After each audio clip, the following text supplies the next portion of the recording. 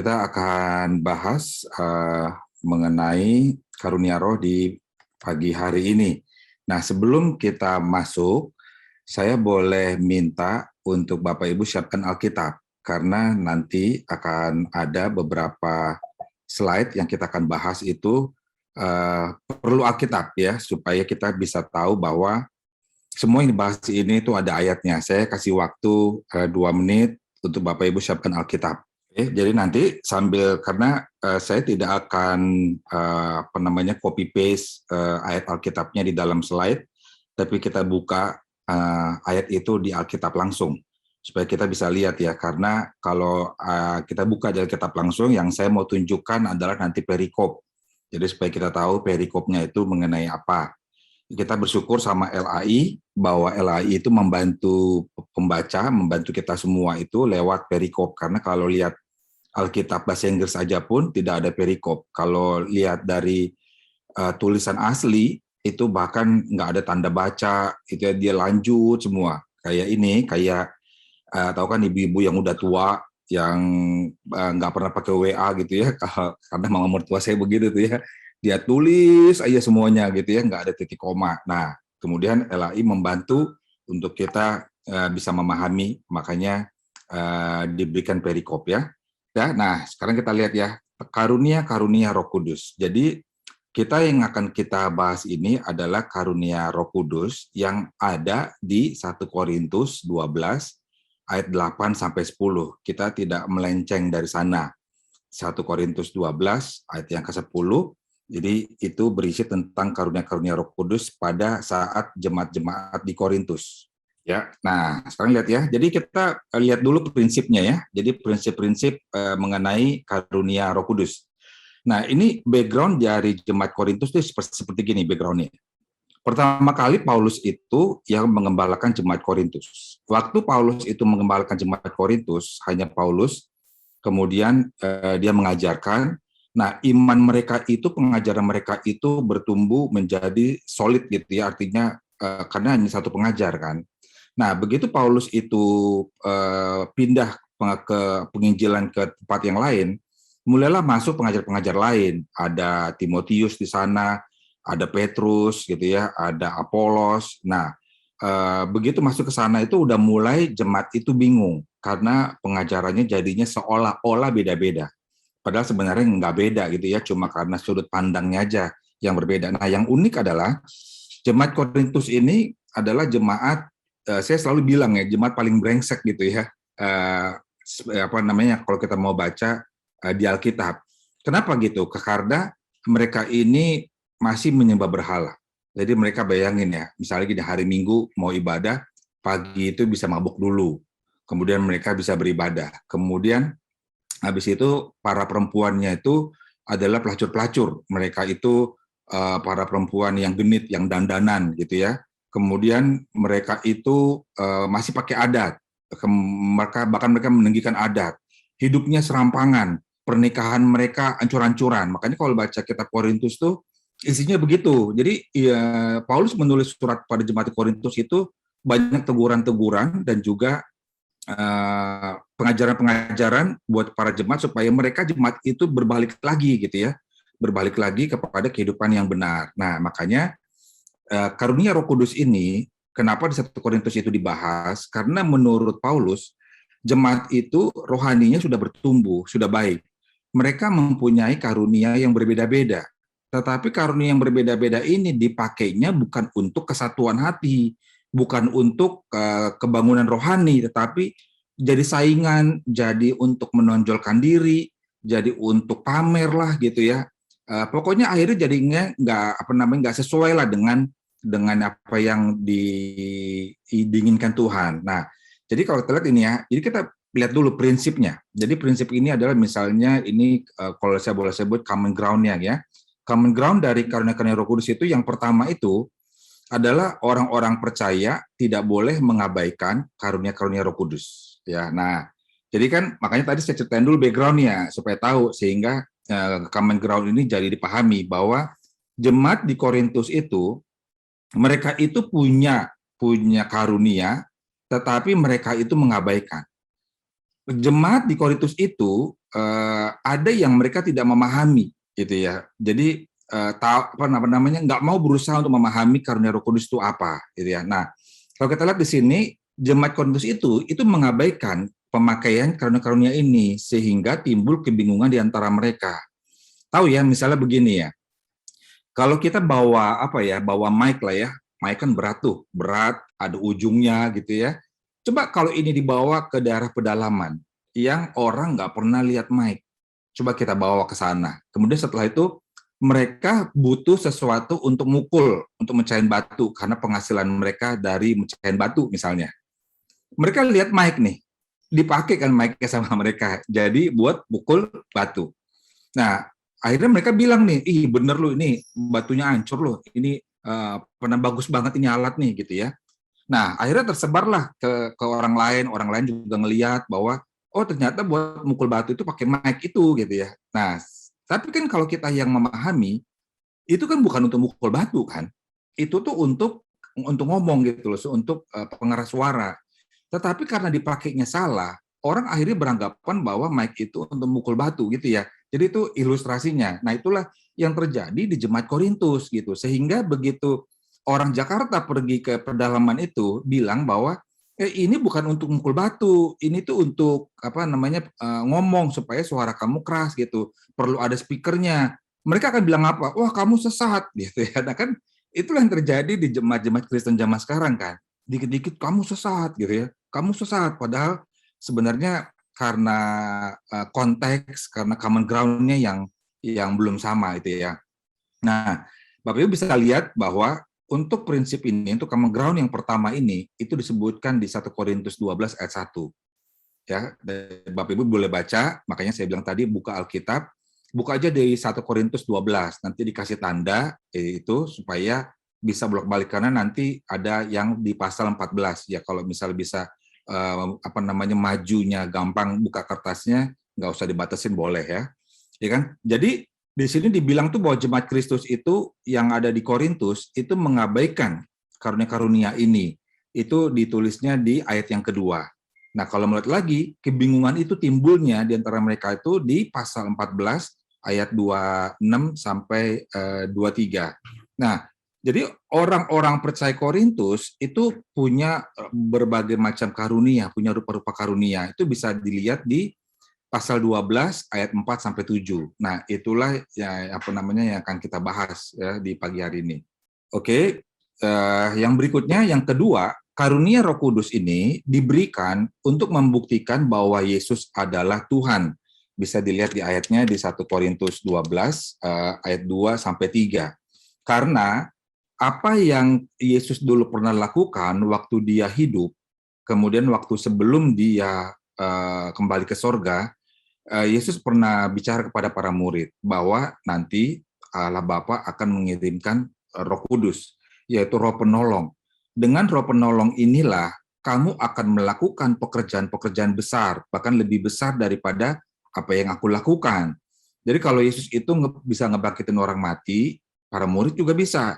Yesus bisa menyembuhkan orang sakit, para murid juga bisa gitu ya. Tetapi bukan karena mereka, tetapi karena Roh Kudus yang memberikan. Jadi ini karunia ini sumbernya adalah dari Roh Kudus. Nah, yang ketiga, Roh yang sama itu memberikan rupa-rupa karunia untuk berbagai macam pelayanan dan dengan berbagai tanda-tanda mujizat.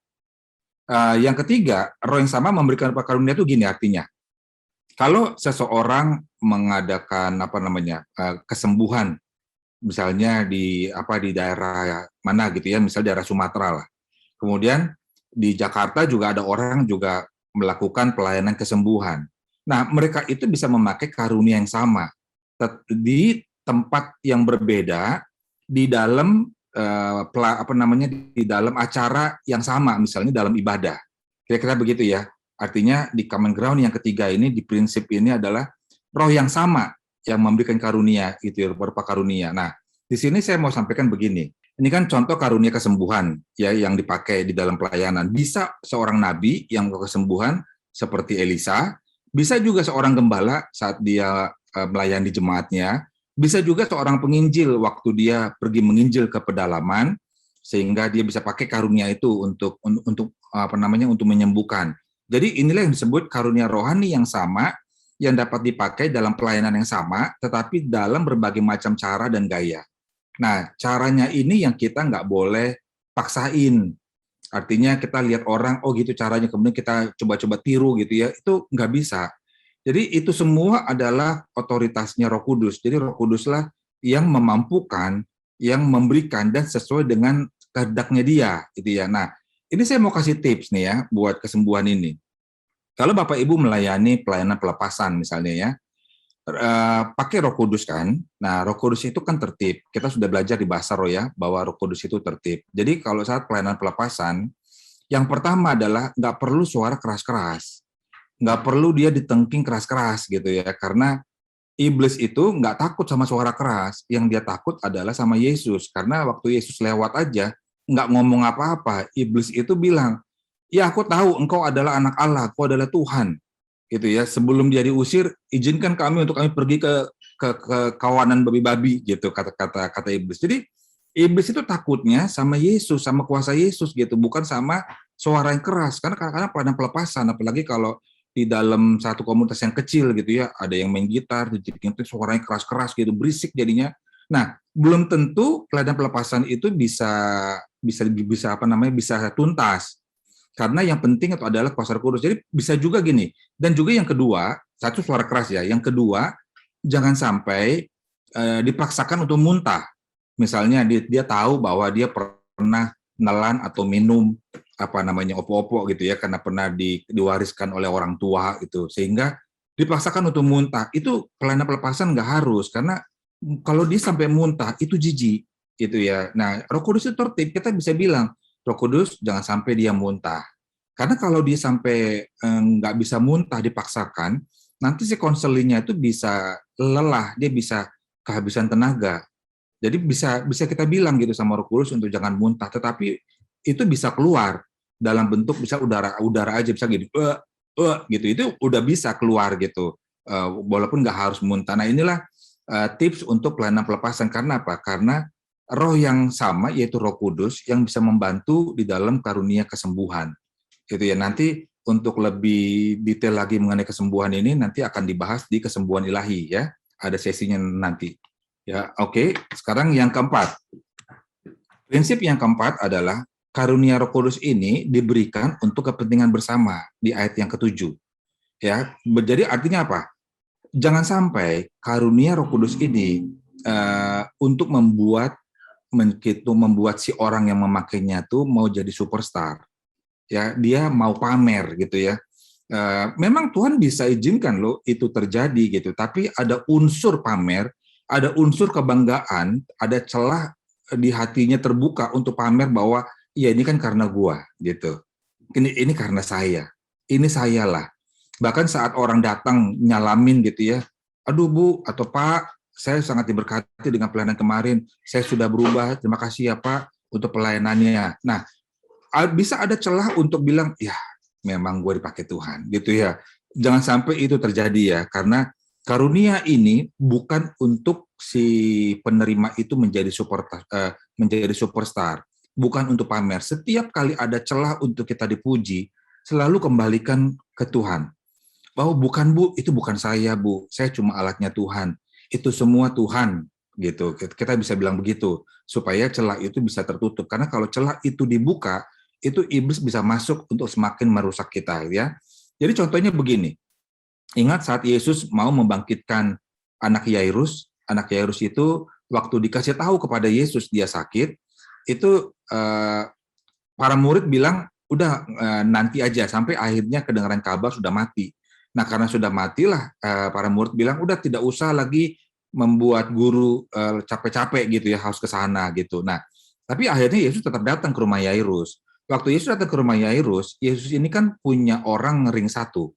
Ya, makanya ring satu ini juga harus dipakai dimanapun kita berada, misalnya dalam pelayanan, di kantor gitu ya, kita harus punya orang-orang ring satu. Kenapa orang-orang ring satu?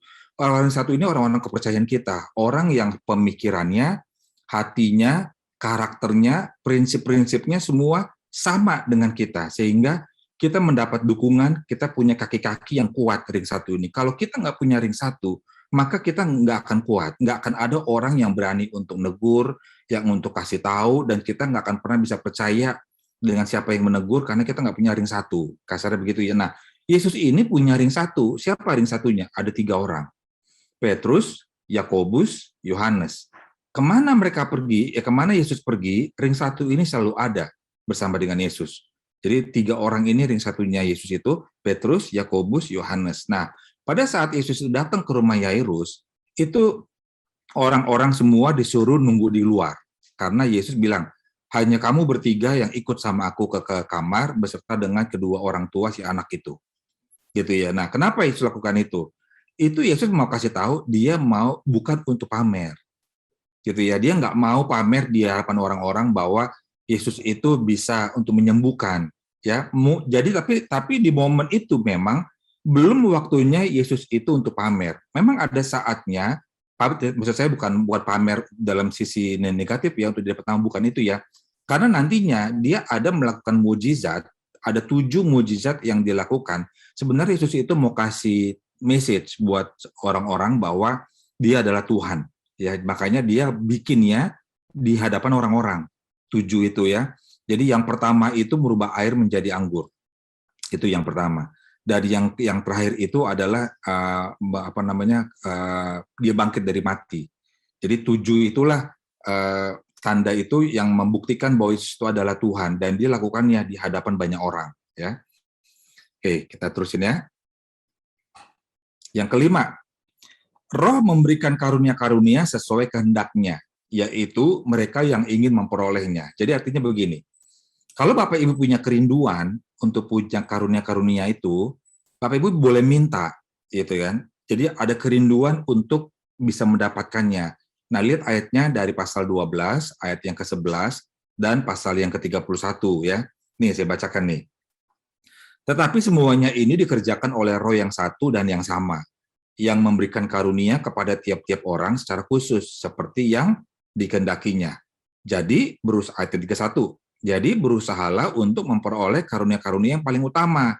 Dan aku menunjukkan kepadamu jalan yang lebih utama lagi, gitu ya. Nah, jadi artinya gini, timbul pertanyaan, jadi karunia apa yang terbaik? Gitu kan, kalau kita bisa minta nih, kan ada 9 nanti karunia yang akan kita bahas ya. Jadi karunia mana yang terbaik? Nah, jawabannya adalah karunia yang terbaik itu adalah karunia yang dibutuhkan untuk melakukan suatu pekerjaan pelayanan yang ditugaskan Tuhan kepada kita. Jadi karunia-karunia ini akan dinamis, akan berubah-berubah, manakala pekerjaan itu juga berubah gitu ya. Itulah hebatnya Tuhan kita, bahwa Tuhan kita itu adalah Tuhan yang kreatif. Dia tidak bukan Tuhan yang monoton, bukan Tuhan yang kehabisan akal. Makanya kalau Bapak Ibu misalnya lihat manusia aja gitu ya, segitu banyaknya manusia, miliaran, mukanya bisa beda-beda ya gitu ya. Nah, itu kan untuk menunjukkan bahwa Tuhan kita itu Tuhan yang kreatif. Kalau kita misalnya punya binatang peliharaan, punya anjing gitu ya, anjing aja ada macam-macam jenisnya gitu. Ada bulldog, ada Frenchie, ada pitbull, ya, ada Shih Tzu, ada macam-macam gitu ya. Itu kalau tuh menunjukkan bahwa Tuhan itu kreatif gitu. Makanya di karunia ini juga Tuhan bilang bahwa karunia yang terbaik itu adalah tergantung kebutuhan pada saat kamu pelayanan. Gitu ya. Nah, itu yang kelima. Oke, yang keenam sekarang. Yang keenam, berusaha mempergunakan karunia Roh Kudus untuk membangun jemaat. Jadi kalau yang tadi kan untuk memperoleh. Nah, setelah memperoleh itu dipakainya bagaimana? Nah, Tuhan katakan nih, dipakainya untuk membangun jemaat. Karunia Roh itu jangan dipakai untuk kepentingan diri sendiri atau mengambil keuntungan dari orang lain. Karena misalnya Tuhan kasih kita karunia bisa bernubuat gitu ya. Kemudian kalau ketemu sama orang-orang kaya, wah langsung keluar nubuatan-nubuatan yang baik-baik supaya apa? Dengan harapan ada dana masuk gitu ya, dapat PK, dapat perhatian, kalau dia pergi ke luar negeri dibawain oleh-oleh gitu ya. Nah, itu yang nggak diinginkan. Jadi kalau misalnya mau pakai, dipakailah untuk membangun jemaat sehingga jemaat itu bisa rohaninya bisa tumbuh, mereka bisa terbangun. Karena apa? Sekali lagi, tadi di awal sudah disampaikan adalah karunia Roh Kudus ini untuk menunjukkan bahwa Yesus adalah Tuhan. Sehingga apa yang kita lakukan lewat karunia itu, ujung-ujungnya harus Tuhan. Dan memang di dalam setiap pelayanan gitu ya, dalam setiap pelayanan itu adalah semuanya tentang Tuhan, bukan tentang kita. Jadi kalau kita diberikan kesempatan untuk sharing firman, untuk khotbah, untuk pengajaran, untuk kesaksian, itu adalah semuanya tentang Tuhan, gitu ya, bukan tentang kita, gitu ya, all about Jesus gitu, bukan saya. Makanya kalau kesaksian jangan terlalu banyak sayanya, saya. Kalau dihitung sayanya ada 30, sementara begitu Tuhannya cuma 2. Tuhan cuma 2, tapi sayanya 30 gitu. Bukan, ini bukan tentang kita, bukan tentang saya, tentang Tuhan. Kalau kita mau khotbah juga semua tentang Tuhan. Jadi supaya orang yang mendengar kesaksian itu, orang yang mendengar khotbah itu, orang yang mendengar pengajaran itu, semuanya akan melihat tuh sosok Tuhan, akan mengenal karakter Tuhan, akan mengenal Dia, bahwa Dia adalah juru selamat. Itu tujuannya, bukan supaya saya terkenal, bukan supaya follower saya nambah, bukan. Karena bukan tentang kita, ya, tentang Tuhan, semua tentang Tuhan. Oke, sekarang kita masuk ke yang baru ya. Jadi 9 karunia itu saya bagi, ya, ini ada 9 karunia Roh Kudus. Saya bagi ada tiga kelompok gitu ya. Satu kelompok itu ada 3 isinya, ada 3 karunia. Nah, yang pertama karunia pewahyuan. Jadi yang pertama di karunia pewahyuan itu ada 3. Yang pertama itu adalah perkataan hikmat. Bapak Ibu tahu apa artinya hikmat? Hikmat ini adalah pengetahuan yang dari Allah, pengetahuan dari Tuhan. Lihat ayatnya di pasal 2 ayat 9, 1 Korintus 2 ayat yang ke-9. Saya tanya sama Bapak Ibu ya, kalau dengar ayat ini, Bapak Ibu akan menafsirkannya ini apa? Boleh dibuka mic-nya ya, karena saya tidak bisa lihat, yang saya lihat hanya slide, dan saya nggak bisa lihat chat, nggak bisa lihat Zoom. Jadi Bapak Ibu tolong respon pakai mic, karena saya mau tahu apa yang Bapak Ibu, dalam pikiran Bapak Ibu, dalam pikiran Anda itu apa kalau dengar ayat ini ya. Pernah dengar ayat ini? Tetapi seperti ada tertulis, apa yang tidak pernah dilihat oleh mata, dan tidak pernah didengar oleh telinga, dan yang tidak pernah timbul di dalam hati manusia, semua yang disediakan Allah untuk mereka yang mengasihi Dia.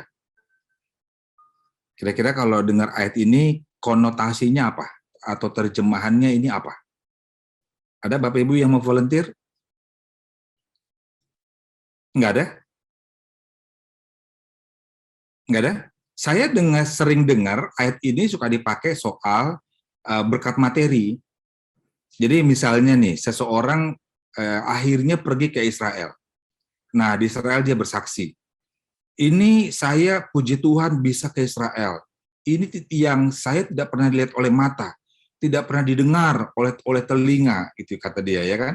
Nggak pernah timbul dalam hati saya gitu ya, bahwa saya bisa ke Israel, akhirnya Tuhan berikan. Atau berkat yang dia nggak pernah duga-duga gitu ya. Jadi ini diterjemahkannya itu ke arah sana gitu ya. Nah, makanya saya minta Bapak Ibu buka Alkitab.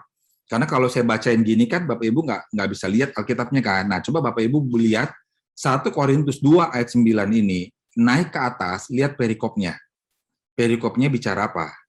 Bicara hikmat. Ya kan? Jadi 1 Korintus 2 ayat 9 ini jangan pernah dibawakan, diterjemahkan menjadi seperti berkat materi. Karena sesuatu yang kelihatan, yang non-hikmat, itu pernah kita dengar, pernah kita lihat, pernah timbul dalam hati. Walaupun mungkin salah satu, misalnya gini, orang yang ke Israel, pasti pernah dengar soal Israel, nggak mungkin nggak pernah dengar, betul nggak? Mungkin dia nggak pernah lihat mata, ya kan? Mungkin dia nggak timbul di dalam hati, bahwa dia ada keinginan mau ke Israel, betul ya? Tapi dia pernah dengar, at least, kata Israel itu, dia pernah dengar negara Israel itu, dia pernah dengar bahwa Israel itu maju, hebat, banyak hal-hal yang amaze gitu ya, yang kita amaze gitu terhadap Israel, pasti gitu. Atau nggak pernah timbul, nggak pernah dengar, tapi pernah dilihat oleh mata. Misalnya gini, nggak pernah ada orang ceritain mengenai mobil bagus itu, misalnya Fortuner misalnya, atau apa ya, mobil bagus itu yang keren itu Innova misalnya, nggak pernah, tapi dia pernah lihat Dan saat ke mall ada pameran mobil, dia pernah lihat gitu, ya kan? Waktu dia lihat aja, pasti dalam hatinya, aduh Tuhan, kapan dia saya punya, ya kan? Betul nggak? Pasti pernah timbul di dalam hati, ya kan? Nah, ini Tuhan kasih tahu, hikmat ini sesuatu yang nggak pernah dilihat mata, nggak pernah didengar telinga, nggak pernah timbul dalam hati manusia, nggak pernah dialami oleh manusia, ya kan? Jadi manusia nggak pernah punya pengalaman akan hal itu, ya kan ya? Nah, itulah hikmat. Jadi karunia yang Tuhan berikan kepada seseorang ada yang disebutnya hikmat, yaitu pengetahuan yang dari Allah yang manusia belum pernah mengalami, tapi Tuhan bisa kasih sama orang itu. Nah, nanti saya akan jelasin lebih lanjut lagi ya, untuk kita bisa memahami ini. Kita lihat yang poin nomor 2, perkataan pengetahuan. Jadi perkataan pengetahuan ini dari manusia. Perkataan manusia yang kita lihat itu misalnya dari koran. Ada orang yang ngomong, dia ngajar misalnya dokter, ngajar medis, sehingga dia menjadi satu pengetahuan buat dia soal medis. Jago matematika gitu ya. Nah, itu pengetahuan. Itu adalah pengetahuan yang dari manusia. Nah, saya mau kasih lihat sama Bapak Ibu, sama Anda semuanya, ada 3 level pengetahuan. Level yang pertama adalah asumsi. Asumsi ini adalah level pengetahuan yang paling rendah. Makanya jangan pernah Anda semua, kita berada di level asumsi. Semua asumsi. Gitu ya. Misalnya nih, kalau di kantor atau di rumah, ada orang misalnya diem gitu ya, cemberut gitu ya. Nggak ngapa-ngapain, cuma cemberut doang gitu. Langsung diomongin ke orang. Gue sebel lu sama dia lo.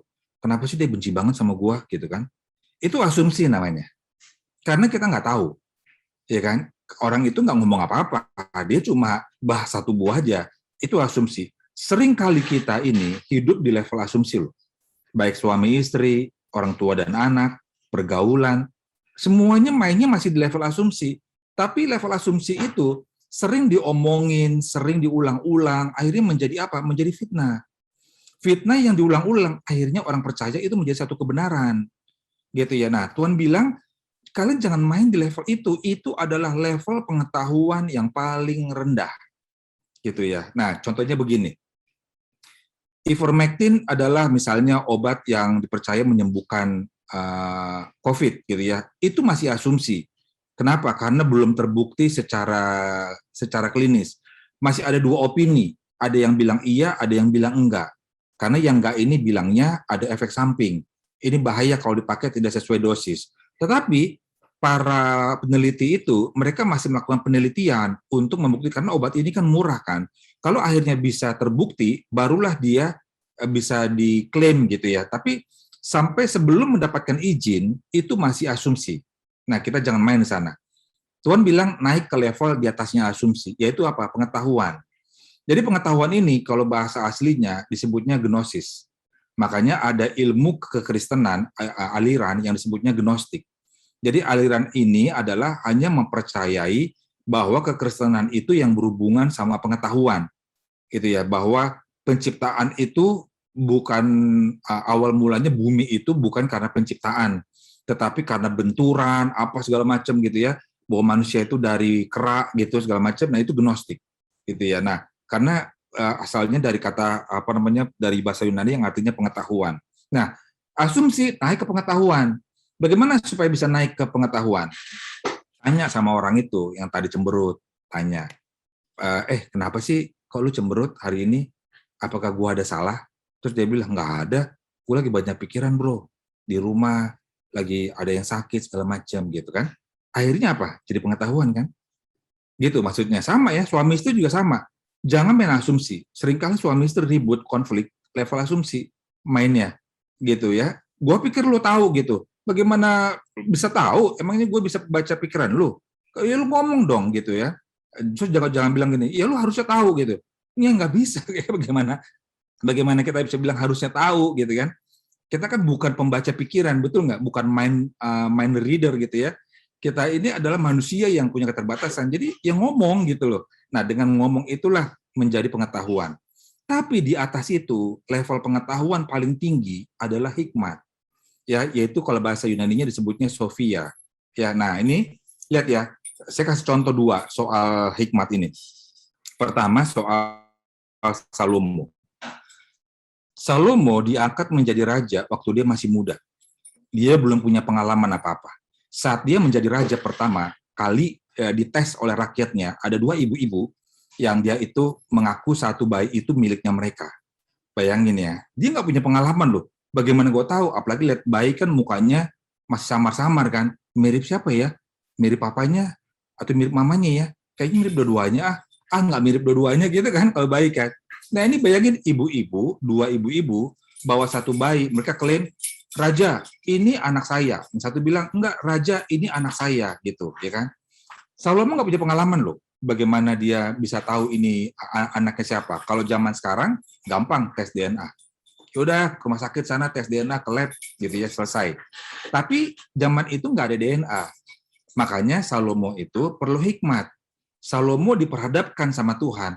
Engkau mau pilih kekayaan, ketenaran, keamanan, atau kamu mau pilih apa? Kata gitu. Semua bisa engkau dapatkan. Tapi Salomo nggak pilih itu. Dia lebih memilih apa? Berikan aku hikmat agar aku bisa memimpin negara atau bangsa yang besar ini, kata Salomo. Dan ternyata Tuhan bilang begini, karena engkau memilih hikmat, maka aku berikan semuanya kepadamu, yaitu keamanan, ketenaran, gitu kan? Semua itu diberikan sama Tuhan. Karena Salomo tahu bahwa hikmat itu jauh lebih kaya daripada harta yang dimiliki. Itu satu contoh. Contoh yang kedua, saat Yesus menghadapi Maria Magdalena, yang dia mau dirajam oleh batu karena berzina, Yesus itu cara dia menghadapi orang-orang Farisi dengan hikmat, dengan perkataan. Akhirnya apa keluarnya? Siapa yang tidak pernah berbuat dosa, hendaklah ia yang melemparinya terlebih dahulu. Jadi ya, itu adalah hikmat gitu loh. Yang orang tuh nggak pernah duga-duga. Yesus itu dijebak beberapa kali loh soal logam, ya kan? Bilang begini kan, Yesus, guru, layakkah untuk kami bayar pajak kepada kaisar? Itu kan sebenarnya pertanyaan jebakan. Kenapa? Kalau misalnya dibilang iya layak, nanti Yesus akan didakwa dengan mengatakan dia ini mendukung penjajah. Karena saat itu Israel itu dijajah oleh Romawi. Tapi kalau misalnya nanti dibilang, oh enggak layak, harus bawanya ke Tuhan, nanti dia dakwa lagi. Oh kamu berarti menentang pemerintah yang sah gitu. Jadi ada aja gitu kan. Tapi cara Yesus dong, lihat cara dia menjawabnya dengan hikmat. Kasih aku logam. Lihat, ada sisi ini, sisi apa? Sisi kaisar. Berikanlah apa yang menjadi haknya kaisar.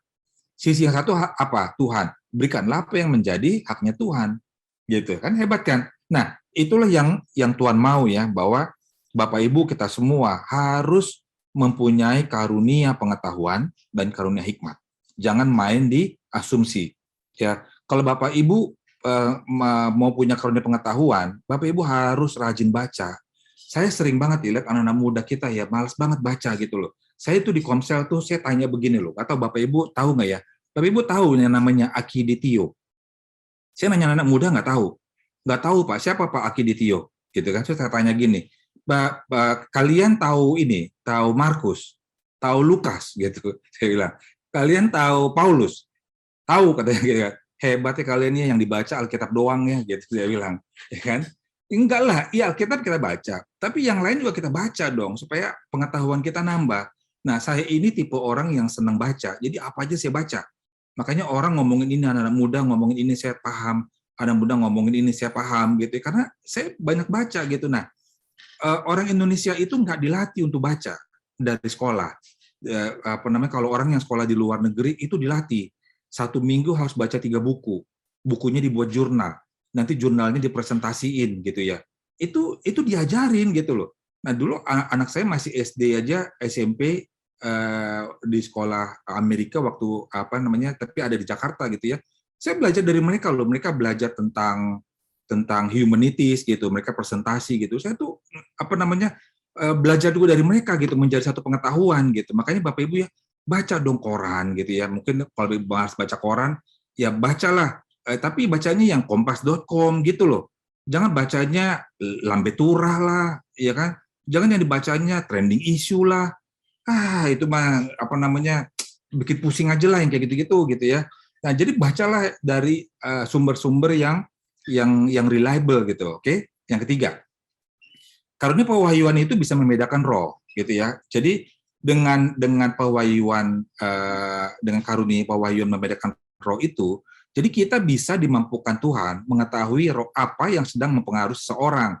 Jadi ini pada saat pelayanan pelepasan gitu misalnya, atau pelayanan kepada konseli, kita bisa tahu bahwa itu adalah Roh Kudus, roh jahat, atau roh manusia. Karena begini, kalau ada orang yang ngalamin problem terlalu lama, sebenarnya dia sudah mengarah ke kejiwaan. Jadi kalau dia sudah mengarah ke kejiwaan, itu jangan dilayani pelepasan, karena nggak akan bisa. Dan dia nanti bisa kayak ngomong ngaco lah atau apa gitu ya, terus ditengking-tengking gitu ya. Ya, itulah yang diperlukan kepada orang yang melakukan pelayanan kesembuhan ilahi, punya karunia ini. Jadi minta untuk bisa membedakan roh gitu, karena kalau dia sudah kejiwaan, itu berarti roh manusianya yang terganggu, dia nggak bisa dilayani pelepasan, dia harus dikonseling gitu supaya sembuh dulu gitu ya. Tapi kalau dia misalnya roh jahat, misalnya gini, kalau Bapak Ibu pernah melayani pelepasan, salah satu ciri orang yang terlibat di dalam roh perzinahan, dia bisa seperti ular. Jadi dia bisa tiba-tiba jatuh dari kursi, tiduran di lantai, dia jalannya bisa kayak ular gini.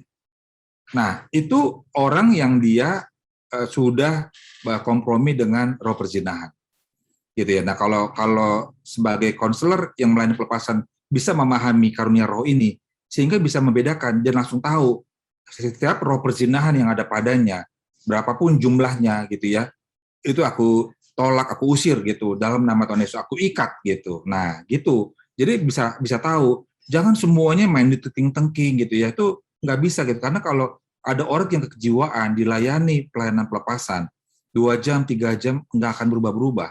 Dia malah akan mempermainkan kita. Dia akan bisa drama tuh konselinya. Gitu, dan kita akhirnya terjebak dan akhirnya nama Tuhan nggak dipermuliakan. Ya. Oke, sekarang kita lihat yang berikutnya. Yang kedua adalah karunia kuasa. Di karunia kuasa ini yang pertama itu adalah iman. Jadi karunia yang keempat itu adalah iman. Iman ini kepastian dari Allah bahwa seseorang dapat melakukan suatu mujizat tertentu. Jadi pada saat dia melayani, kan begini Kak, ada orang nggak punya pengalaman di dalam pelayanan pelayanan kesembuhan lah, atau dia disuruh pimpin satu pelayanan lah, dia nggak punya pengalaman, tapi dia punya iman. Nah, karena dia punya iman itu karunia yang diberikan Tuhan kepadanya, sehingga dia bisa yakin bahwa dia dapat melakukan satu mujizat. Gitu ya. Nah, ini contohnya adalah Yosua itu bisa menang atas pertempuran Gibeon. Kalau ingat, baca nanti ya di Yosua 10 ayat 8 sampai 14. Yosua 10 ayat 8 sampai 14. Itu Yosua itu membantu orang-orang Gibeon, karena orang-orang Gibeon ini dilawan oleh 5 raja, yaitu Raja Yerusalem, Raja Hebron, Raja Yarmut, Raja Lakis, dan Raja Eglon, gitu ya. Mereka itu menyerang Gibeon. Nah, Gibeon ini membangun satu ikatan persahabatan sama Israel, dan makanya mereka nggak suka 5 itu. Oleh sebab itulah Yosua itu bisa mengalahkan 5 raja itu. Nah, itulah iman. Jadi sesuatu yang didapat dari Allah untuk bisa melakukan suatu mujizat, gitu ya. Yang 5 ini adalah pekerjaan mujizat. Ini suatu karunia yang dimana Allah campur tangan di dalam jalannya suatu peristiwa yang normal. Jadi misalnya apa? 5 roti 2 ikan. Itu kan normal orang kelaparan kan? Normal orang rame-rame kelaparan. Nah, jadi bagaimana bisa memberikan mereka makan sementara yang ada hanya 5 roti dan 2 ikan. Nah, disitulah 5 roti dan 2 ikan bisa mencukupkan 5.000 laki-laki, mereka makan sampai kenyang, gitu ya. Begitu juga ada janda. Waktu di zaman Elisa, janda ini adalah seorang istri hamba Tuhan yang mati dan meninggalkan hutang. Nah, kemudian Elisa bilang, kumpulkan wadah-wadah, pinjam dari tetangga, ya kan, apa yang kamu miliki? Hanya minyak sedikit di buli-buli ini. Ya udah, kamu tuangin aja ke semua wadah itu. Dia tuangin nggak habis-habis minyaknya. Sampai ke wadah yang terakhir, barulah habis. Nah, itu artinya mujizat kan, itu sesuatu yang normal kan, maksudnya peristiwanya itu peristiwa sesuatu yang normal, yang bisa diterima oleh manusia, ya. Yang keenam, karunia kesembuhan. Nah, di karunia kesembuhan inilah seperti tadi saya sampaikan akan dibahas lebih lanjut pada saat nanti di materi kesembuhan ilahi. Ya. Nah, sekarang kita lihat di yang ketujuh. Ini karunia perkataan. Jadi ini adalah saya salah ya, itu udah masuk yang ketiga ya. Itu belum saya masih pakai yang kedua. Jadi di karunia perkataan itu adalah yang pertama itu bernubuat. Jadi bernubuat ini apa? Menyampaikan pesan Tuhan untuk menegur, menasehati, dan menghibur.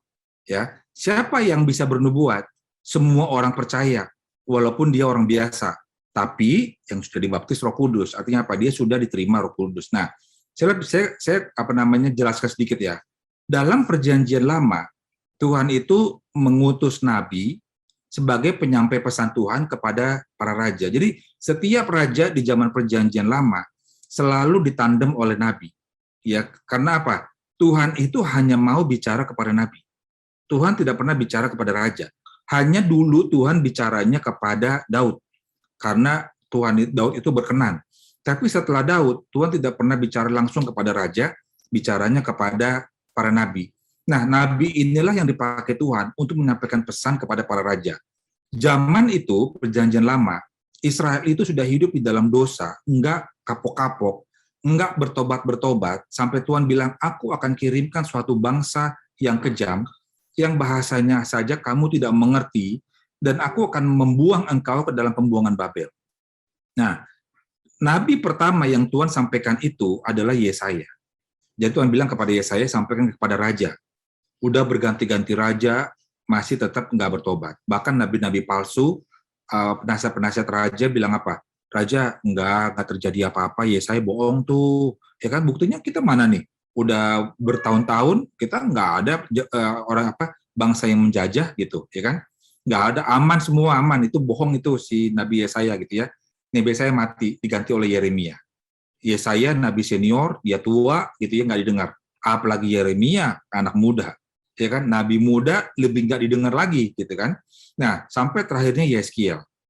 Yeskiel inilah nabi yang akhirnya ikut dalam pembuangan Babel. Bapak Ibu tahu, dari sejak pertama kali Tuhan bicara kepada Yesaya sampai pembuangan Babel 400 tahun.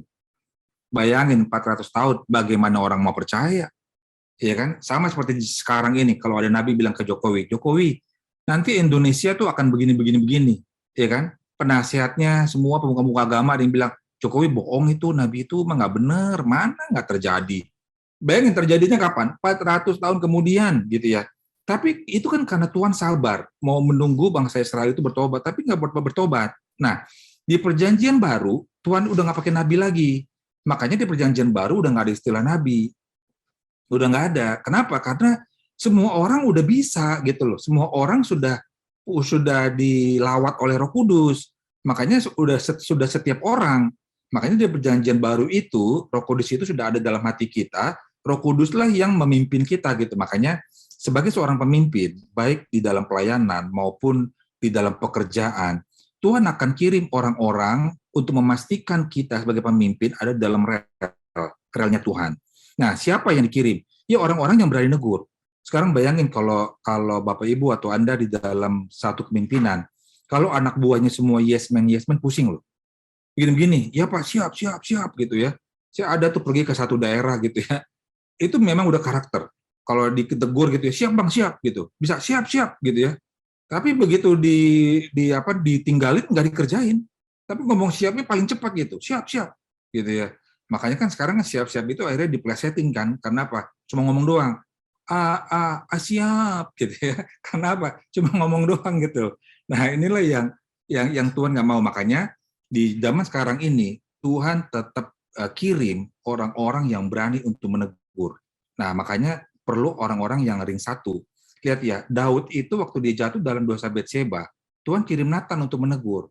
Bagusnya Daud, dia sadar, langsung dia mau berubah. Karena dia sebenarnya disindir dulu, ya kan? Waktu disindir itu apa? Kan dibilangkan ada orang kaya, ya kan, dapat tamu.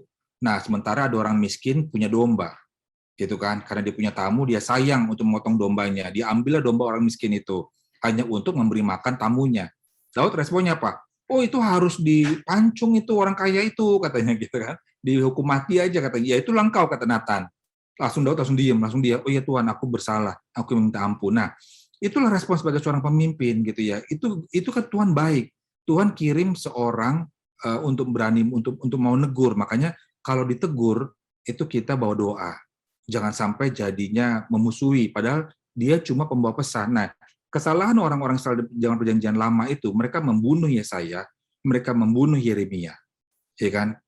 Makanya ada istilah don't kill the messenger gitu ya. Karena dia cuma pembawa pesan gitu loh. Dia nggak salah apa-apa. Itu kan pesan Tuhan gitu. Makanya Tuhan sangat marah ya. Oke. Sekarang kita lihat di batasan-batasan dalam pemakaian karunia bernubuat. Satu, motivasi. Bahwa motivasinya tuh harus bersih. Jangan seperti yang saya bilang gitu ya. Kalau giliran orang yang susah, nggak bisa keluar kata-kata nubuatannya. Tapi kalau misalnya dia orang kaya, nubuatannya lancar banget. Biarlah usahamu berhasil, kamu diberkati dimanapun kamu berada, kamu menjadi berkat gitu ya. Motivasinya harus bersih. Yang kedua, nggak boleh bertentangan dengan firman. Gitu ya. Jadi kalau firman ngomongnya apa, ya nubuatannya harus selaras gitu ya. Terus tiga, ini yang penting nih. Setiap nubuatan itu harus diuji oleh pemimpin. Jadi kalau ada orang bernubuat di dalam satu ibadah atau komsel atau satu komunitas, itu harus diuji oleh pemimpinnya. Makanya pemimpin itu harus dekat sama Tuhan. Nah, yang saya mau sampaikan di sini adalah begini ya. Pemimpin itu jangan alergi sama bawahan. Karena bisa di dalam satu pelayanan, itu pemimpin itu merasa bahwa bawahan itu sepertinya nggak layak seperti apa yang didapatkan. Jadi misalnya gini, nggak tahu kalau Bapak Ibu pernah ngalamin nggak ya, coba seorang bawahan, jemaat biasa, atau nggak pengerja biasa, kalau di level gereja besar, misalnya levelnya greeter lah, yang cuma nyalam-nyalam jemaat gitu ya, tiba-tiba dia datengin gembalanya dengan mengatakan gini, Pak, ini ada nubuatan dari Tuhan gini. Reaksi gembala itu apa? Jangan sampai reaksinya begini ya, kamu siapa? Saya ini gembala, gitu kan. Kalau saya ini gembala, harusnya Tuhan ngomong sama saya, bukan sama kamu, gitu ya. Enggak lah, ya kan. Tuhan itu bisa pakai siapa saja, gitu. Di zaman perjanjian lama itu kan Tuhan pakai keledai untuk negur Bileam. Tuhan mau kok bisa pakai siapa aja untuk apa namanya untuk menegur. Jadi jangan sampai responnya seperti itu, gitu ya. Bahwa kalau misalnya diberikan satu masukan atau nubuatan, teguran, diterima, diuji, ya kan? Kalau seandainya benar, ya bersyukur. Bersyukur sama siapa? Sama Tuhan, bahwa Tuhan masih mau mengirimkan orang untuk mau negur atau memberikan nubuatan, gitu ya. Yang keempat, seorang yang bernubuat itu harus dapat menguasai diri. Jadi jangan sampai dia lepas kontrol. Misalnya apa? Dalam satu ibadah dia mau bernubuat, ya nggak bisa lagi berat terang-terang tiba-tiba dia maju ke depan. Terus dia nunjuk ke yang di mimbar, Pak, saya dapat nubuatan, begini. Ya, enggak begitu kali, ya kan? Roh Kudus itu kan tertib. Makanya yang keempat itu harus bisa menguasai diri. Tunggu sampai ibadahnya selesai, jangan sampai mengacaukan ibadah gitu ya. Karena jangan sampai nama Tuhan itu jadi batu sandungan gitu ya. Nah, 5. Siapa saja yang dibaptis Roh Kudus bisa bernubuat. Ya kan? Tidak setiap orang yang bernubuat itu adalah nabi. Karena nabi itu adalah jawatan. Tadi yang saya bilang kan, nabi itu hanya ada di perjanjian lama. Di perjanjian baru sudah nggak lagi nabi. Karena kita semua sudah ada Roh Kudus, Tuhan sudah bisa bicara dengan kita langsung. Oke. Yang ke-8, karunia berkata-kata dengan bahasa roh. Ini sudah pernah kita bahas ya, sudah ada materinya bahwa bahasa roh itu untuk pribadi, untuk membangun rohani pribadi kita. Tetapi kalau dipakai untuk jemaat, untuk membangun rohani jemaat, ya kan? Tetapi saat itu dipakai di kalangan jemaat harus bisa ditafsirkan, artinya harus ada karunia yang menafsirkan supaya jemaat itu mengerti dan dibangun, karena ada orang-orang yang bisa nggak paham. Yang ke-9, terakhir, karunia menafsirkan bahasa roh. Jadi kalau ada orang punya karunia berkata-kata dengan bahasa roh, harus ada juga orang yang punya karunia menafsirkan bahasa roh. Ya. Nah, sekarang slide yang terakhir. Ya, jadi bagaimana menerima karunia-karunia Roh Kudus ini? Yang pertama, sungguh-sungguh berusaha untuk apa? Untuk minta, untuk memperoleh. Ya, jadi tadi udah baca ayatnya pasal 12 ayat 31 dan pasal 14 ayat 1. Nah, yang kedua, motivasi dalam meminta, ya kan? Harus untuk membangun jemaat, yaitu di pasal 12 ayat 7 dan di 1 Korintus 4 pasal 4 ayat 12. Nanti Bapak Ibu bisa lihat ya. Kemudian yang kedua, harus dipakai sebagai saksinya Tuhan. Makanya seperti tadi saya sampaikan, jangan sampai ini jadi ajang pamer, jangan sampai jadi nama kita yang jadi besar, nama kita yang jadi hebat, bukan. Karena bukan tentang kita, semua tentang Tuhan. Harus dialah yang kita saksikan, ya. Yang ketiga, harus berserah penuh kepada Roh Kudus, gitu ya. Jadi saat menerima itu harus berserah penuh. Caranya bagaimana? Taat kepada Allah. Jadi kalau Tuhan menugaskan kita kepada satu penugasan dengan satu karunia khusus, taat kepada Allah. Jangan sampai enggak, gitu ya. Yang kedua, menguduskan diri kita. Kita harus terus menjaga hidup kita kudus, supaya Roh Kudus itu tetap bertata kita, sehingga karunia itu semakin bertajam sama Tuhan. Jangan sampai kita akhirnya jadi nggak kudus. Tidak kudus dalam hal keuangan, tidak kudus di dalam soal kerohanian, dalam soal rumah tangga, suami istri, jangan sampai. Yang ketiga, menghindari dosa-dosa. Nah, inilah slide terakhir, dan kita sudah selesai. Terima kasih. Tuhan Yesus memberkati. Sekarang kita Q&A. Oke, Pak Simon, terima kasih. Jadi apakah zodiak itu Tuhan yang buat? Dan mengenai orang yang meramal atau bernubuat yang tidak selalu hal yang jahat atau menakutkan, bisa berupa hal baik, apakah itu kita cara membedakannya itu dari Roh Kudus atau dari yang lain? Oke, ini bagus nih ya. Sebenarnya zodiak itu adalah gnosis, itu adalah pengetahuan. Jadi kalau kita lihat ya, level pengetahuannya orang dulu sama sekarang itu jauh beda. Orang dulu itu pinter-pinter, pandai-pandai. Dan siapa negara yang memproduksi orang-orang pandai, yaitu Yunani. Makanya lahirlah filsuf-filsuf yang dia itu cakap di dalam mengajar. Bayangin ya, mereka ini menemukan matematika, Pitagoras, gitu-gitu ya, aljabar, kemudian aritmatika, kan hebat kan orang-orang itu kan. Mereka bisa menemukan ilmu antariksa gitu ya. Nah, mereka mempelajari itu semua, lahirlah apa namanya tadi bintang rasi bintang gitu ya, zodiak ya. Lahirlah zodiak. Dan mereka mempelajari nih, sekian banyak orang itu dipelajari karakternya. Oh, yang zodiaknya begini, karakternya begini, zodiaknya begini, karakternya begini gitu kan. Dan waktu mereka menikah, oh iya cocok betul gitu ya. Padahal sebenarnya yang dilihat itu bukan itu, bahwa misalnya gini, zodiak Aries katanya satu kelompok dengan Sagittarius sama Leo. Kalau Bapak Ibu ada yang suka zodiak ya. Jadi ini saya cuma karena pengetahuan loh ya, bukan saya jadi percaya zodiak, enggak. Makanya saya bilang karena saya hobi baca, semua saya bacain jadi pengetahuan. Jadi contohnya nih ya, satu zodiak yang jadi zodiak itu cocoknya selalu bertiga. Salah satu contohnya adalah Aries, Leo sama Sagittarius. Ini katanya cocok gitu. Jadi kalau saling menikah katanya akan cocok gitu ya. Padahal bukan. Sebenarnya Tuhan itu kasih karakter, yaitu yang 4 itu loh. Yang apa namanya? Ada yang intim gitu ya, ada yang dominan. DISC. DISC ya kan? Sebenarnya itu tuh, bahwa orang yang udah paham DISC bisa memahami sebenarnya gitu. Jadi zodiak itu memang ditemukan oleh orang-orang pandai dan sudah dibuktikan secara ilmu sehingga orang akhirnya jadi mempercayai. Nah, ramalan-ramalan itu jangan pernah percaya. Saya beritahu begini ya. Saya bukan pernah lah, maksudnya Tuhan pernah izinkan saya itu untuk pelayanan apa namanya pelayanan kuasa gelap. Saya lupa sih ya, pelayanan kuasa gelap lah gitu ya. Itu soal ramalan itu misalnya dibilang begini nih.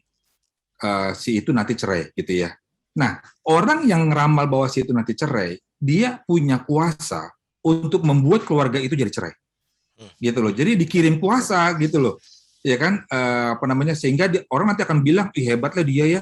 Ramalnya selalu tepat." Ya, bukan selalu tepat, dibuat jadi tepat gitu. Nah, itulah yang dilakukan orang-orang dulu. Mereka main kuasa gelap gitu. Bisa dibilang, nanti lihat ya orang itu akan sukses tuh karirnya. Ya iyalah, dia pakai kuasa gelap, orang-orang itu pada mati ya kan bawahnya, yang atasnya mati, bawahnya mati, cuma dia doang yang bisa naik. Akhirnya apa? Dia naik, dia bilang, "Ih, hebatnya ramalannya ya," gitu. Nah, jangan terjebak sama kuasa gelap. Kuasa gelap itu seolah-olah hebat padahal nggak punya kuasa apa-apa. Demikian jawabannya. Oke, mungkin saya mau tambahin juga Pak, ini ada yang Silakan. nanya soal Feng Shui. Ya.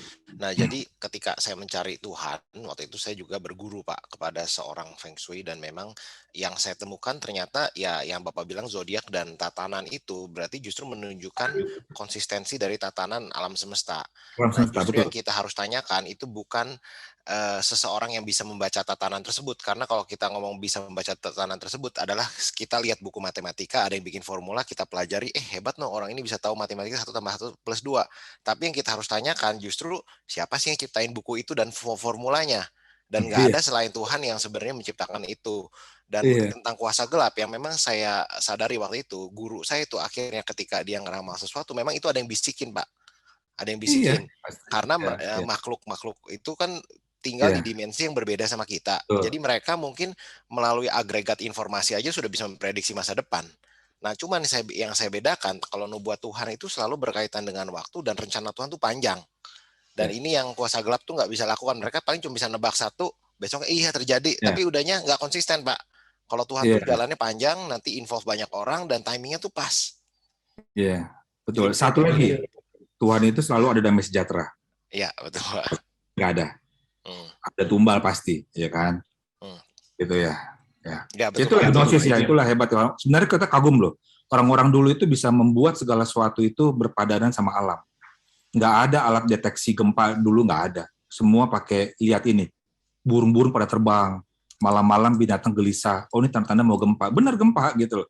Kalau sekarang kan enggak, ngandalin alat gitu ya. Udah mulai Betul. hilang gitunya ilmunya. Ya, Dan mungkin kalau kayak Feng Shui dulu kita belajar, oh toilet tuh nggak boleh di posisi ini karena bisa membawa eh, ya, membawa, aduh sorry nih anak saya, ya membawa apa kayak semacam oke kesialan. kesialan. Nah tapi kalau Ya, kita lihat sebenarnya itu disebabkan karena zaman modern itu pipa kan udah diciptakan Pak. Jadi orang tiba-tiba taruh toilet tengah rumah. Tapi di ya, Alkitab sendiri ditulis toilet tuh harus di luar daerah pemukiman kan, ya betul. supaya Ya, sehat. Dan salah satu yang bikin sehat. waktu terjadi Black Plague itu kenapa orang Israel di Roma itu dianggap sebagai penyebab plague tersebut karena orang Israel hidupnya bersih, sedangkan orang Iya, Roma enggak. ya, Ya kira-kira betul. itu sih Pak. Ya, Ya, thank you. thank you Pak. Nah, ini pertanyaan berikut Pak. Saat worship di gereja, WL pendeta memuji menyembah Tuhan dan selalu berbahasa roh. Seperti mudah, bagaimana kita mengetahui karunia roh yang kita punyai dan langkah-langkahnya apakah bisa diberikan secara detail? Ya, jadi gini kan, maksudnya pertanyaan ini adalah apakah mau punya karunia berbahasa roh gitu ya maksudnya ya. Ya, Karena kalau memang ada satu denominasi gereja yang mereka itu membawakan bahasa roh itu terus-menerus gitu ya, ya itu memang denominasi gerejanya percayakan hal itu.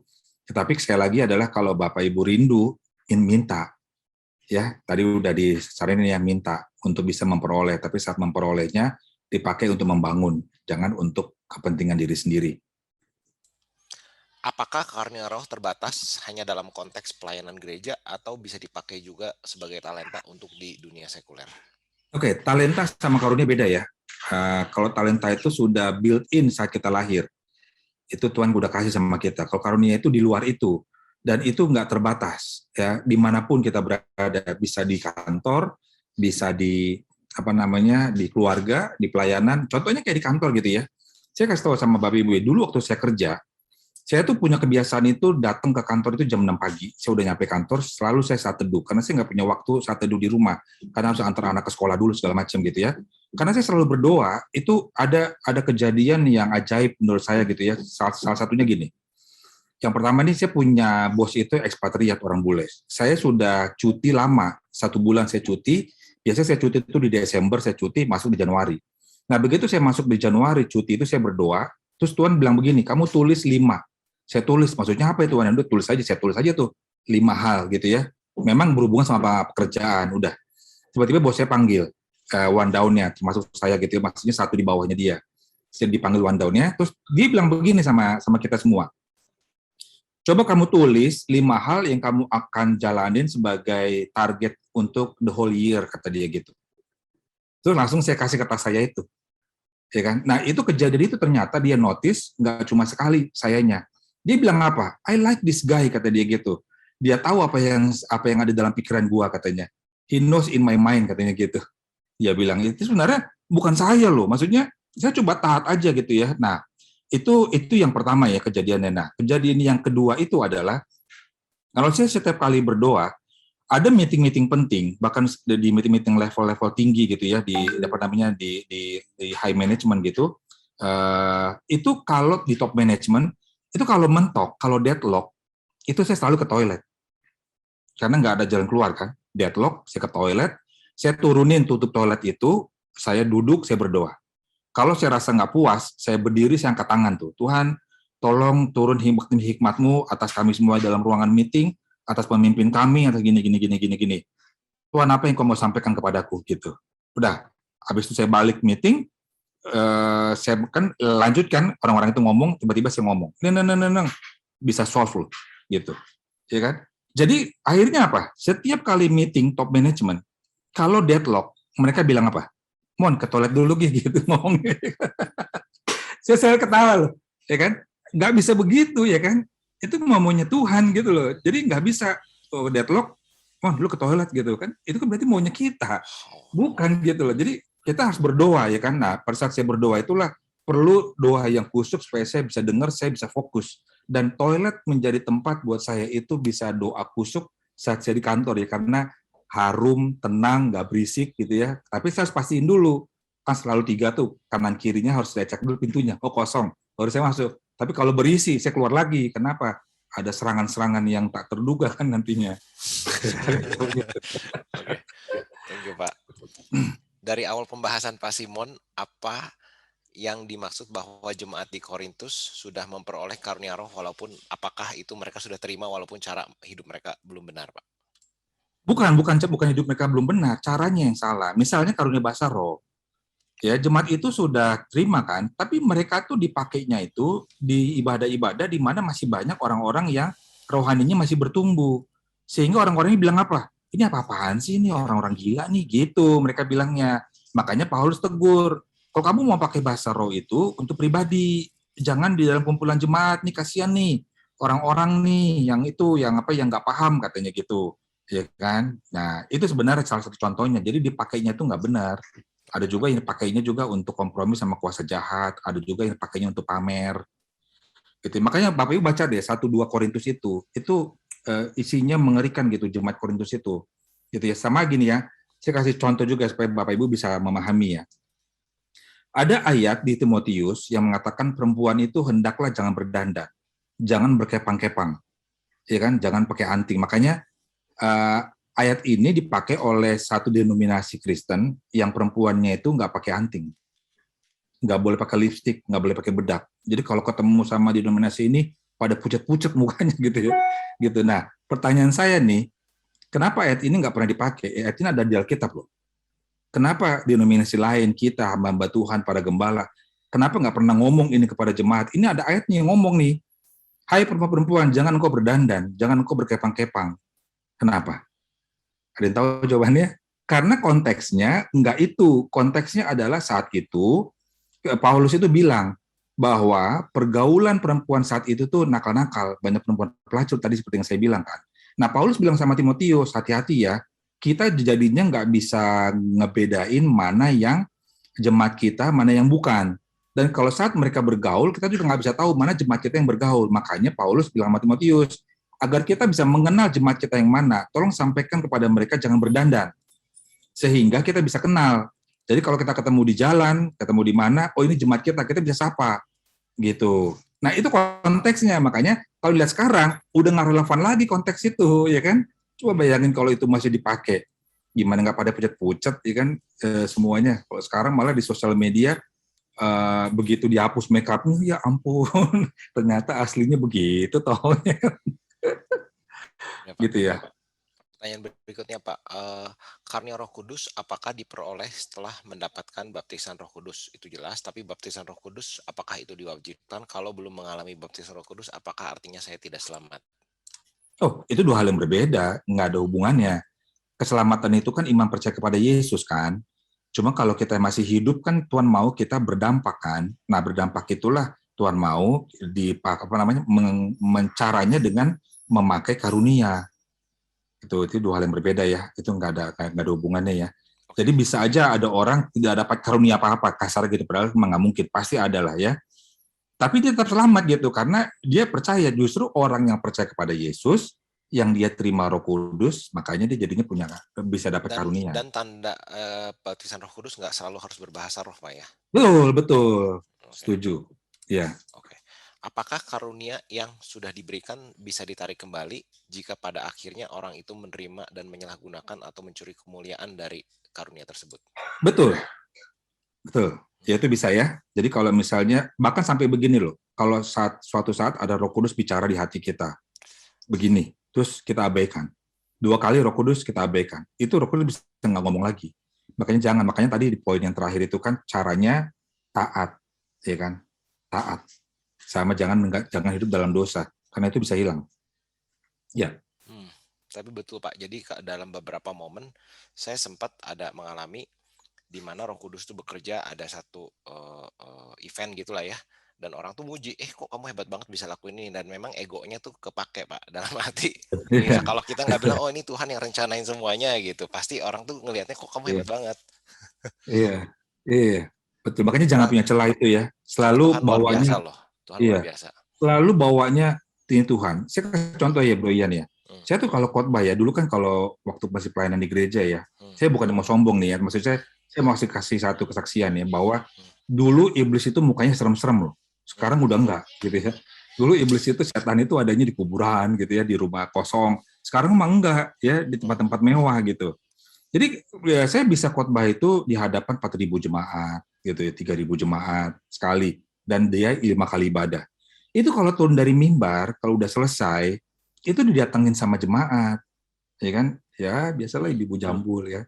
Salam Pak, wah saya diberkati sekali Pak dengan firman-Nya. Boleh Pak minta nomor HP Bapak gitu ya. hmm, hmm, Saya mau ngetes nih, mana yang modus ya kan? hmm, Jadi oh boleh Bu, boleh silakan dicatat Bu gitu ya, catat.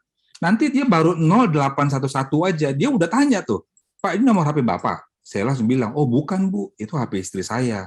Semua jadwal saya, istri saya Bu yang ngatur. Itu kalau tadi yang dia gini, tiba-tiba langsung diem cembetut, itu berarti modus tuh, hmm, ya kan? Tapi kalau yang dia betul terusin, bahkan dia nggak nanya itu HP siapa, pasti dia akan hubungin untuk dia minta konseling. hmm. Itu aja bisa godaan loh, ya kan? Waduh, serem dah kalau gitu-gitu deh. Makanya saya itu nggak pernah mau kalau itu saya sodorin istri saya aja yang di depan. Saya mundur dah ya, takut sayanya. Oke Pak, Ya, pertanyaan berikutnya Pak. Saya sering melihat orang dengan karunia berbahasa roh, tapi saya belum pernah melihat pentafsiran bahasa roh. ya memang, ya ya. Oke, Jadi itu ya, sih Pak pertanyaannya. ya memang ini belum belum umum ya. Tapi saya pernah ngalamin, saya pernah cerita ya waktu saya bawain sesi bahasa roh ya. Saya pernah beribadah, ada satu perempuan di ujung, ada satu perempuan lagi di ujung, yang satu berbahasa roh, yang satu menafsirkan gitu ya. Dan suaranya saut-sautan gitu. Dan saya dengarnya itu dulu saya nggak paham. Ya, tapi udah sejak itu saya nggak pernah lagi sih dengar gitu ya. Tapi untuk soal ini, kata Tuhan, kita bisa minta. Jadi kalau Anda, Bapak Ibu yang tertanam di satu gereja denominasi yang berbahasa roh, kalau terbeban, minta aja karunia untuk menafsirkan. Gitu. Sehingga dia bisa tahu, bahkan nanti bisa ngebedain, ini bukan bahasa roh nih, ini yang dilatih nih. Ya kan, goblok gitu kan, seperti saya pernah bilang. Saya Saya pernah Pak, jadi terganggu-ganggu. ada satu session berbahasa roh, dan tiba-tiba ada satu orang menerjemahkan. Dan ketika dia Hmm. menerjemahkan pun dia langsung ngomong live gitu. Jadi Hmm. sama bahasa rohnya tuh tandem ya, timingnya hampir Hmm. sama. Dan saat itu menubuatkan di komsel saya itu ada yang tumor payudara. Hmm. Dan orang Hmm. itu tinggal berdiri dan sudah sembuh. Tiba-tiba ada yang Nah, nangis Pak. Dia berdiri ke iya, WC, terus udah keluar WC nangis lagi karena tumornya hilang. iya, Ya iya, iya. itu Jadi kejadian itu yang dia tuh Bro Ian tandanya kalau bahasa roh itu. Jadi bahasa roh itu tuh bukan isinya minta. Jadi misalnya terjemahannya gini ya, Tuhan berpesan, mintalah sekarang apa yang nggak ada tuh, nggak ada. Isinya semua tuh pujian mengenai Tuhan. Bahkan kalau Tuhan kasih tuh di tempat ini ada yang sakit, gitu ya, Tuhan akan jamah. Bahkan spesifik ngomongnya, ini gitu ya.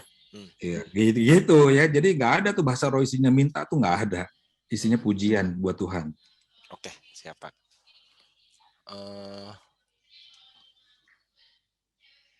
Adalah ini. Oke, bagaimana cara selalu menjaga kekudusan di usia muda, Pak? Ada tips? Ya, oke. Pergaulan yang pasti satu, ya pergaulan. Yang kedua komunitas. Yang ketiga mentor. Udah tiga itu aja, ya kan? Komunitas, pergaulan, mentor ya. Pergaulan, komunitas, mentor. Karena kadang-kadang pergaulan itu ngomongnya udah mulai vulgar-vulgar, ya kan? Kadang-kadang kita, kalau zaman saya dulu ya, waktu kerja ya, orang ngomong-ngomong porno-porno. Biasa kan kalau di kantor kan, saya kira semua orang kerja lah dulu ya. Itu kan sering kan kumpul ngomong porno-porno kan. Tapi maksudnya Ya, ngomong porno ini kan bukan sesuatu yang enggak. Jadi ngomongin mengenai keluarga, mengenai hubungan suami istri gitu kan. Nah itu kan kadang saya suka diem aja. Jadi kalau saat mereka ngomong saya suka diem. Misalnya lagi ngomong nih, nonton bola nggak semalam? Ini. Lu tau nggak istri gua gini, langsung nyamber kan. Nah saya langsung diem tuh. Ntar lama-lama mereka langsung senggol-senggolan begitu. Ada Simon gitu.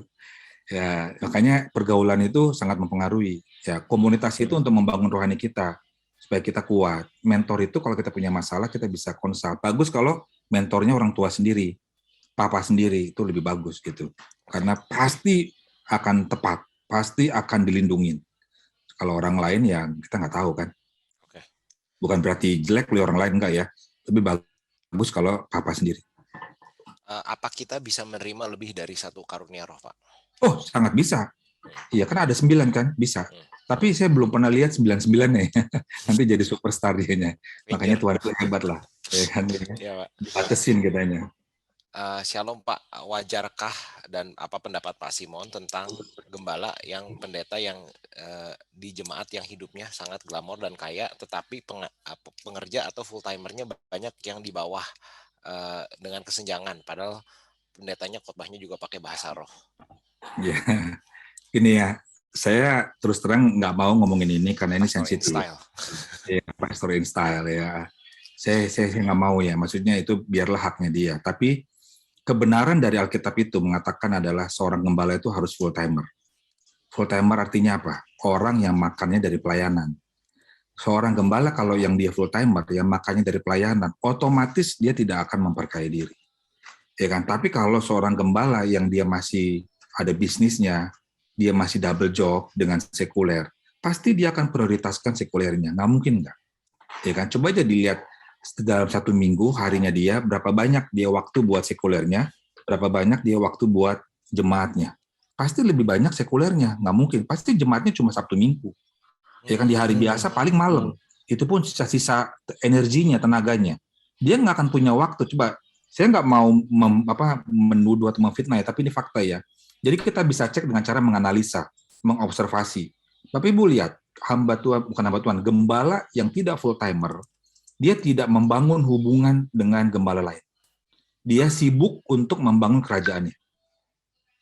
Gitu ya. Nah, itu salah satu kegelisahan saya juga gitu ya, dan terus terang waktu panggilan dari sekuler itu saya dihabisin dulu sama Tuhan itu sehingga saya bisa paham sekarang gitu loh. Paham apa artinya seorang gembala yang full timer itu apa artinya? Apa artinya punya belas kasihan gitu ya? Bagaimana seseorang yang hidup kaya punya belas kasihan? Karena zaman saya dulu sekuler aja, papa saya bilang, kau nggak kasih uang sama dia? Saya bilang, berjuang dong pak. Gua aja berjuang. Untuk gue bisa di level ini pak, gue berjuang pak gitu. Kenapa level otak manusianya yang dipakai? Nah sejak dihabisin Tuhan, ngerasain susah, akhirnya jadi tahu kan, oh gini ya rasanya susah. Jadi punya belas kasihan. Makanya sekarang, walaupun nggak punya uang, berusaha untuk ngasih sama orang. Nah, pada saat ngasih itulah ada sukacita yang luar biasa gitu loh. Kenapa? Sebenarnya Tuhan yang pakai kita cuma alatnya Tuhan aja. Tapi di sininya tuh, aduh, sukacitanya, bahagianya gitu ya. Makanya saya nggak mau bilang apa-apa, tapi kalian analisa aja, kalian observasi aja, sehingga kalian akan mendapatkan satu benang merah gitu ya. Bahwa benang merahnya adalah ini. Nah, ini yang disebut teologi kemakmuran. Teologi kemakmuran itu mengajarkan begini, bahwa orang yang hidup dalam Tuhan diberkati oleh Tuhan, dan diberkati oleh Tuhan itu ya boleh menikmati berkat Tuhan dengan cara apa ya, boleh kaya gitu ya kan, ya memang boleh kaya nggak salah, tetapi memperkaya diri itu yang nggak boleh. Nah ini ajaran ini datangnya dari Amerika gitu, dari Amerika. Makanya lihat ya, hamba tuh gembala di Amerika itu punya private jet. Bagaimana mungkin punya private jet gitu ya, sedangkan di Singapura aja pemerintahnya aja punya otak gitu ya. Bagaimana mungkin seorang gembala bisa beli gedung? Dicek, ternyata ngelapin pajak, gembala aja masuk penjara, ya kan? Karena bisa dipikir gitu loh, ya kan? Bisa dipikir itu nggak mungkin lah yang kayak gitu gitulah, nggak mungkin lah. Makanya kita ini kalau kita jadi gembala ya hiduplah sederhana gitu ya. Apa namanya ya, ya gitu udahlah nggak usah diomongin lah. Panjang ntar jadi curhat Ya, kesannya. waktu itu saya ada pengalaman pribadi Pak. Jadi kalau Iya. salah satu kelemahan saya itu orang bawa-bawa nama Tuhan saya pasti luluh. Nah, waktu itu saya Hmm. bantu tuh. Saya bantu satu hamba Tuhan itu dia mau berbisnis, katanya mau ngajarin anak-anaknya dan lain-lain lah, segala rupa. Waktu pas saya udah mulai mau invest, ada yang negur saya, Pak. Apapun yang kamu lakukan, jangan invest ke orang itu karena pasti gagal. Awalnya saya nggak ngerti kenapa gagal. Ternyata saya baru tahu sepertinya Tuhan tuh nggak berkenan karena yang Pak Simon bilang tadi, dia itu energinya dihabiskan untuk berbisnis, baru terakhirnya dengan memakai nama sebagai gembala dia itu ya bagi-bagi ayat atau apa, tapi itu dari sisa energi. Hmm. Dan yang tadi pembagian Pak Simon tuh jelas banget. Kalau mau jadi gembala ya harus full time dan harus hidupnya dari Hmm. pelayanan dan bukan dengan berbisnis dicampur-campur. Mungkin itu Pak. Iya. Oke. Shalom Pak, mengapa saat ini oligarki banyak terjadi di internal organisasi gereja? Pendeta yang penerus pengelola gereja dikuasai oleh kalangan-kalangan keluarganya. Ya, karena sebenarnya pelayanan itu akhirnya jadi PT. PT gereja bla bla bla gitu ya. Makanya jadinya pemegang sahamnya ya keluarga, akhirnya jadi turun temurun. Tapi sebenarnya kalau kita baca di Alkitab ya, lihat ya, pelayanan itu tidak pernah bisa turun karena seorang gembala besar, pemimpin besar, saat dianya meninggal itu justru dia jadi diaspora, menyebar. Nah, saat dia menyebar itulah akan tumbuh pemimpin-pemimpin baru. Gitu ya. Nah, justru inilah yang dipelajari dari negara maju bahwa pengalaman di gereja itu tuh pengalaman gereja, pengalaman di Alkitab itu seperti itu, makanya supaya jangan hilang diturunkan kepada anak. Jadi anak itu sudah dilatih, makanya nggak hilang. Tapi kalau nggak turun kepada anak, itu wakilnya atau apanya rebutan, mereka jadi pecah. Nah makanya kenapa denominasi sampai 40.000? Ya itu salah satunya 40.000 di dunia ya, ya kan? Tadinya satu denominasi pemimpinnya meninggal, yang ininya pecah apa rebutan, akhirnya jadi bikin denominasi baru gitu. Oke Pak. Saya kenal dengan orang-orang yang mempunyai kuasa untuk melihat masa depan seseorang dan karakter. Apakah kuasa itu benar adanya karena banyak juga orang yang percaya? Gini ya, kalau misalnya itu diberikan lewat mimpi dan sekali-sekali itu bisa valid, gitu ya. Tapi itu pun juga tetap harus diuji. Ya siapa yang menguji pemimpinnya, gitu ya. Jadi misalnya gini, dalam Tuhan itu nggak bisa dibalik ya. Misalnya ada orang yang bilang, saya bermimpi Indonesia akan lepas dari COVID, misalnya ini ya, saya nggak bilang ini terjadi ya, kapan gitu ya. Nah itu dia harus menyampaikan ke pemimpin rohaninya untuk diuji, untuk didoakan, gitu. Nah itu nggak bisa gini, misalnya ternyata terbukti, dia ngomong 2-3 kali terbukti, terus tiba-tiba ada orang yang bilang, lu bisa liatin nggak masa depan gua? Itu nggak bisa begitu ya. Kalau bisa begitu itu dukun namanya gitu. Jadi nggak bisa dibalik karena maunya Tuhan, bukan maunya kita gitu. Jadi kalau misalnya bisa lihat masa depan itu lewatnya lewat mimpi, tapi dia nggak bisa pakai kartu lah, apa dengan cara yang lain lah itu nggak bisa. Tapi tetap harus diuji. Nah caranya begini, kalau misalnya Anda mau menguji bahwa itu dari Tuhan atau enggak, misalnya dia klaim, saya punya karunia ini nih. Nah, cek sama dia gini, takut nggak gitu misalnya. Ya, kalau misalnya dia bilang gini, saya punya karunia bisa lihat masa depan nih. Maaf ya, ibu takut nggak kalau saat Tuhan sampaikan itu? Saya takut. Nah, berarti bukan dari Tuhan. Ya, semua yang dari Tuhan itu nggak ada ketakutan dalam hati. Semuanya damai sejahtera. Gitu. Itu aja cara mengujinya. Oke Pak. Tadi Pak Simon bilang tidak ada nabi di Perjanjian Baru, tapi Lukas tulis ada nabi bernama Agabus. Apa Ya, bedanya nabi yang ditulis Lukas dengan nabi yang Bapak maksud? oke, kan yang Nabi di Perjanjian Lama itu adalah jawatan kan, jadi masih bawah. Jadi maksud saya tadi Perjanjian Baru itu setelah Yesus naik ke surga ya. Setelah Yesus naik ke surga itu udah nggak ada lagi istilah Nabi karena Roh Kudus sudah kirim, Tuhan udah kirim Roh Kudus. Jadi Roh Kudus itu sudah ada dalam hati manusia. Doa pun juga udah bisa langsung ke Tuhan.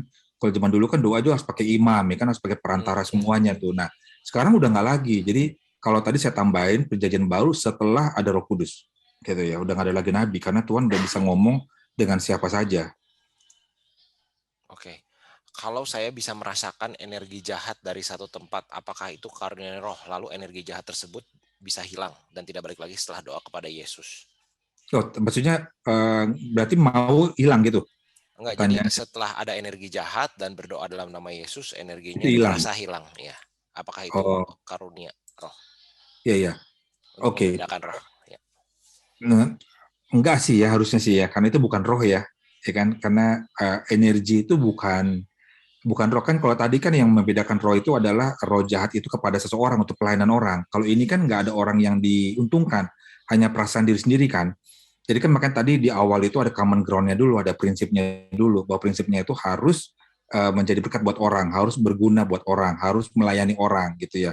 Jadi karunia membedakan roh itu adalah saat melayani orang, bahwa orang ini terikat dengan roh jahat atau tidak, atau dia hanya rohnya dia yang bermasalah. Nah, itulah karunia membedakan roh. Jadi bukan yang dipakai, itu bisa aja feeling, ya kan, bisa aja feeling. Jadi misalnya sama seperti begini loh, ada orang yang bisa baca karakter orang, ada orang yang bilang, wih hebat lu ya punya karunia itu ya, sebenarnya enggak juga. Ya kan, kalau orang-orang yang sekolah psikologi itu mereka bilang, enggak, itu bisa dipelajarin, ya kan, sekumpulan orang bisa dipelajari sehingga dia akhirnya jadi terbiasa, akhirnya jadi peka, ya kan, bukan berarti dia punya punya karunia roh bisa baca, enggak begitu, gitu ya. Itu contoh aja ya, contoh. Makanya ada karunia hikmat tadi tuh di atas dari pengetahuan. Oke. Kalau dengan bahasa roh, apakah mungkin keluarnya bahasa Ibrani atau Arab? Memang saya pernah lihat Pak, satu orang ada berbahasa roh keluarnya kayak bahasa India. Bisa aja sih, Tapi saya karena nggak pernah tes ke orang Indianya ngerti nggak yang dia ngomong. iya benar, iya. Bisa aja sih, karena memang itu bahasa asing kan, Iya. yang kita nggak akan paham. Oke. Bisa aja kedengarannya kayak mirip gitu.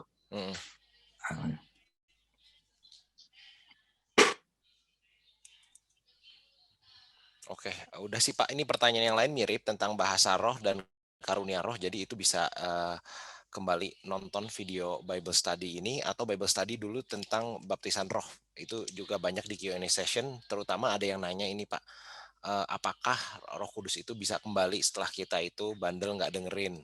Dan waktu itu sempat ada peserta yang menjawab bisa karena dia pun Pernah mengalami. Ya. Jadi itu ya, jawabannya. betul. Oke, di luar itu mungkin udah nggak ada pertanyaan lagi karena yang lain mirip-mirip sih Pak. Iya. Thank Kita you, Bro. serahkan ke Hosi untuk pengumuman. Ya. Bapak Ibu, terima kasih ya untuk sesi ini, terus bertumbuh di dalam Tuhan. Dengan Bible Study ini, selain pengetahuan juga rohani kita juga semakin meningkat gitu ya. Dan tujuannya satu, nama Tuhan dipermuliakan. Udah itu aja, bukan untuk kita. Tuhan memberkati Bapak Ibu.